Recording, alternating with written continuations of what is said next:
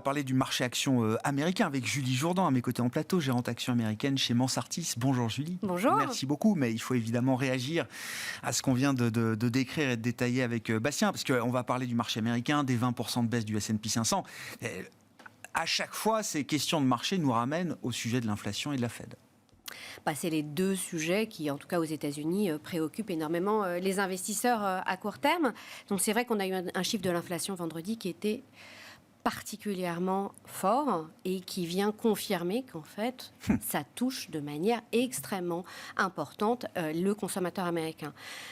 Pour juste donner en fait un ordre d'idée, la facture en fait en termes de pétrole, quand on regarde ce que paye un Américain par rapport à il y a un an, c'est un tiers de plus. Quand on regarde ce qu'il paye pour son panier alimentaire, c'est 12% de plus. Donc ça a un impact particulièrement fort et bien évidemment d'abord sur les catégories sociales les moins favorisées. Donc c'est vrai que quand on regarde les chiffres, les 2/3 des dépenses des 20% les moins riches aux États-Unis sont des dépenses incompressibles d'alimentation et d'énergie. Donc le gouvernement et la Fed ne peuvent pas ne pas réagir face à une telle situation. Après, c'est vrai que effectivement, il y a 6 semaines, on avait une situation. Aujourd'hui, on a une autre situation. Et je pense que de ce point de vue-là, on a une Fed qui est très pragmatique. Et c'est vrai que la situation, elle évolue de semaine en semaine. Les données évoluent de manière très rapide. Donc, on verra ce qu'ils disent effectivement à l'occasion de cette réunion. Je pense qu'il ne faut pas oublier qu'ils ont 2 outils. Et ils ont un premier outil qui est effectivement la hausse des taux. Ils ont un deuxième outil qui est le quantitative tightening. Donc, les cessions potentielles d'actifs. Et c'est là aussi qu'il faudra être extrêmement vigilant, voir dans quelle mesure ils ne peuvent pas utiliser ce levier également pour accélérer l'effet, en fait, de la hausse des taux. Donc, ça, c'est des choses qu'on verra effectivement dans les déclarations de la Fed. Mais s'il faut en passer par une récession, pour préserver le pouvoir d'achat des catégories de population les plus fragiles, oui, la Fed est prête à le faire aujourd'hui.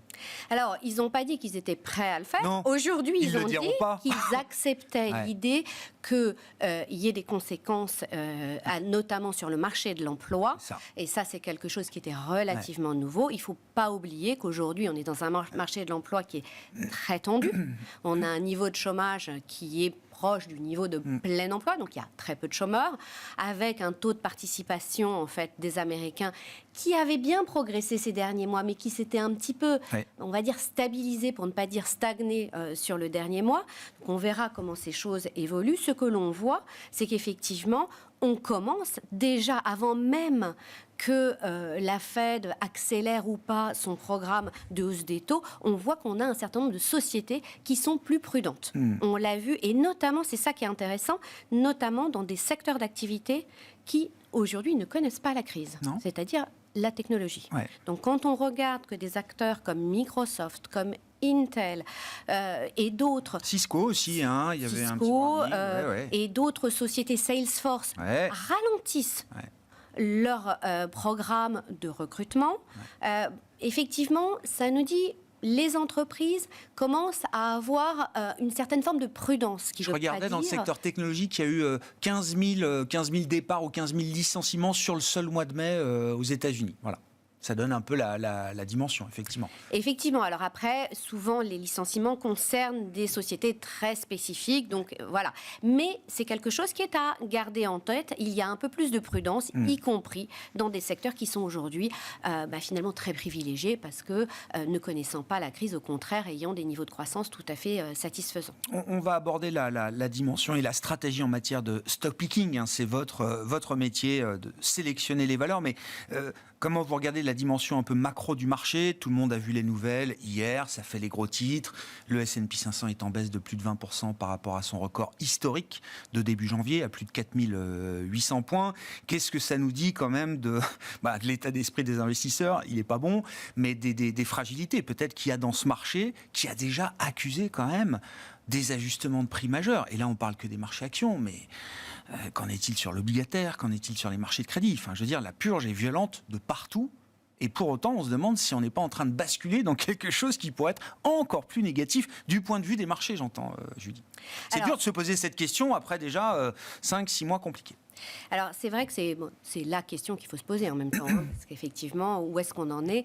Il faut aussi rappeler qu'on est dans une période de transition majeure. On a eu 2 années exceptionnelles. On a eu une crise sanitaire exceptionnelle qui s'est traduite par une récession tout à fait atypique et à la suite de cette récession tout à fait atypique, un alignement absolument extraordinaire entre des politiques monétaires ultra accommodantes, avec un bilan de la Fed qui a progressé de manière spectaculaire et qui a dépassé tout ce qu'on pouvait imaginer, des politiques de soutien économique tout à fait extraordinaires également, et finalement un rebond économique également assez exceptionnel. Donc on arrive finalement 2 ans plus tard dans une situation où le monde à nouveau a changé, avec effectivement des entreprises qui font face toujours 2 ans après, à des problèmes d'approvisionnement, avec une certaine forme d'incertitude sur les chaînes d'approvisionnement, parce que toujours une crise sanitaire dans un certain nombre de pays d'Asie, en particulier la Chine.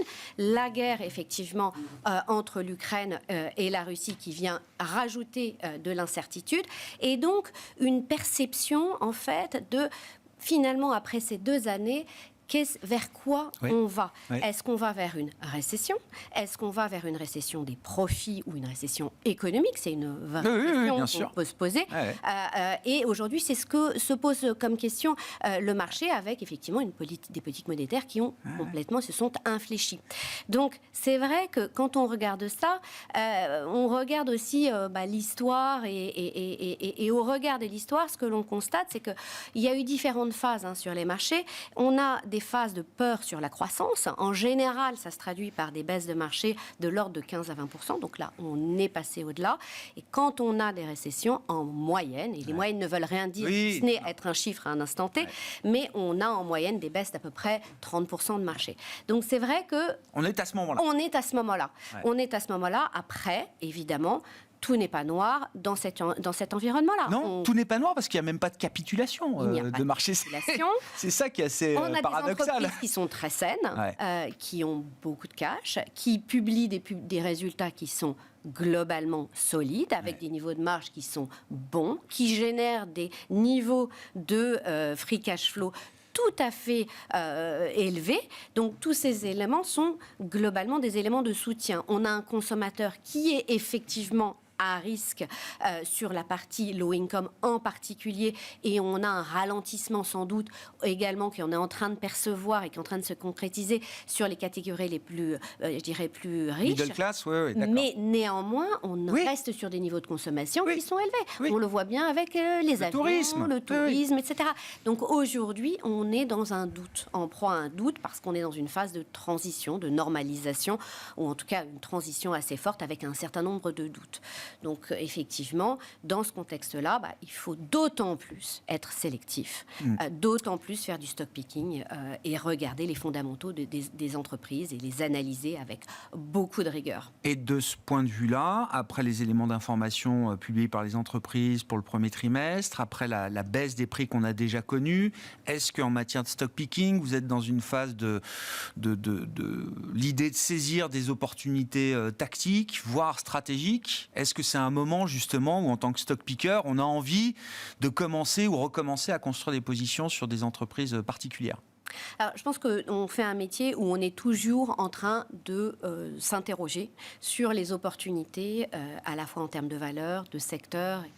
Ce que l'on fait, c'est qu'effectivement, il faut vraiment à chaque fois recommencer l'analyse de où la situation actuelle peut créer aussi des opportunités de demain et réfléchir quels sont les moteurs de croissance qui restent stables dans un marché instable. Donc effectivement, regardez les secteurs d'activité, les valeurs les mieux positionnées, mais ça c'est quelque chose, je dirais, de constant. Donc effectivement, aujourd'hui, on pourrait se dire la valorisation des marchés est très attractive, on est à 15 fois en termes de PE.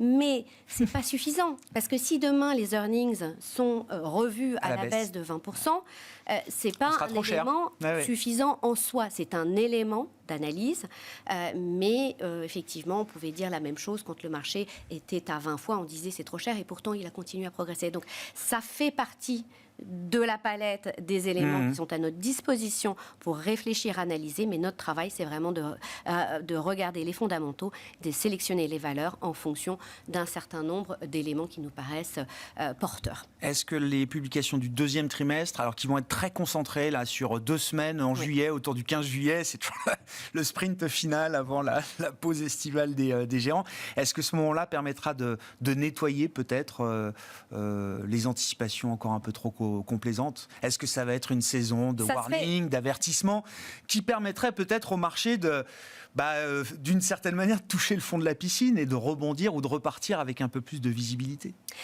Ça serait effectivement une option. Mais quand on voit ce qui vient de se passer, par exemple, avec Target, on n'en a pas parlé, mais c'est quelque chose qui est quand même assez majeur. Quand on voit donc dans la grande distribution... 2 warnings en 3 semaines, Target. 2 warnings en 3 semaines. Un acteur comme Target, qui 3 semaines avant son premier warning, s'était exprimé et n'avait pas vu les évolutions de situations en un mois, qui ça se change. sont produites, tout comme on parlait de la Fed tout à l'heure.